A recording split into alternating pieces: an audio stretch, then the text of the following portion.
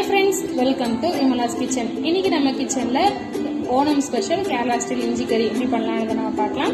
அதுக்கு முன்னாடி நம்ம சேனல்ல போஸ்ட் பண்ண வீடியோஸ் எதாவது பார்க்காம இருந்தீங்கன்னா டிஸ்கிரிப்ஷன் லிங்க் தரேன். மறக்காம பார்த்துட்டு எப்படி இருந்துன்றத கமெண்ட் செக்ஷன்ல கமெண்ட் பண்ணுங்க. இஞ்சி கறி வந்து டைஜஷனுக்கு ரொம்ப யூஸ்ஃபுல்லா இருக்கும். கண்டிப்பா நீங்க ட்ரை பண்ணி பாருங்க. இப்போ வாங்க நம்ம வீடியோக்குள்ள போலாம்.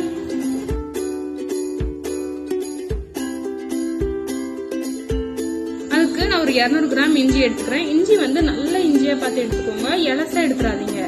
நம்ம எடுத்துருக்க இஞ்சி வந்து தோல் நல்லா நீக்கிட்டு இந்த மாதிரி பொடி பொடியா கட் பண்ணி எடுத்துக்கலாம். புளி வந்து நான் ஒரு சின்ன லெமன் சைஸ்ல எடுத்துக்கிறேன். 2 ஹவருக்கு முன்னாடி வந்து நம்ம புளியை ஊற வச்சீங்க அப்படின்னா நல்லா கரைஞ்சி ஈஸியா வரும். ஸோ அந்த மாதிரி கரைச்சி எடுத்துக்கோங்க.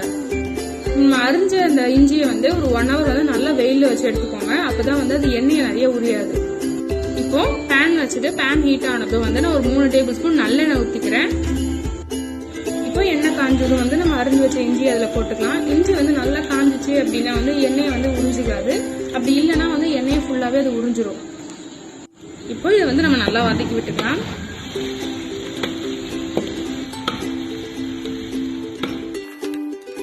இப்போ பாருங்க, இந்த அளவுக்கு கலர் வந்து சேஞ்ச் ஆகி நல்லா வறுப்பட அந்த வாசனையே வர ஆரம்பிக்கும். அந்த ஸ்டேஜ்ல வந்து நம்ம வந்து எடுத்துக்கலாம்.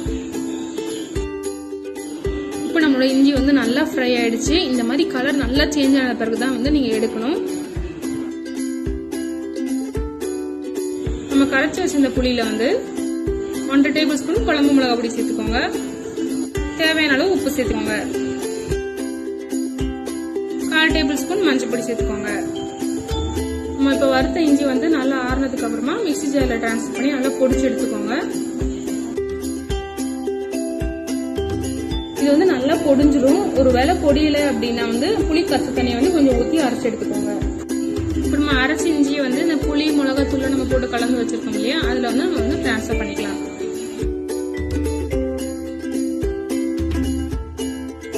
இப்போ இந்த புளியும் அந்த இஞ்சியை எல்லாத்தையும் சேர்த்து நல்லா மிக்ஸ் பண்ணி விட்டுக்கோங்க.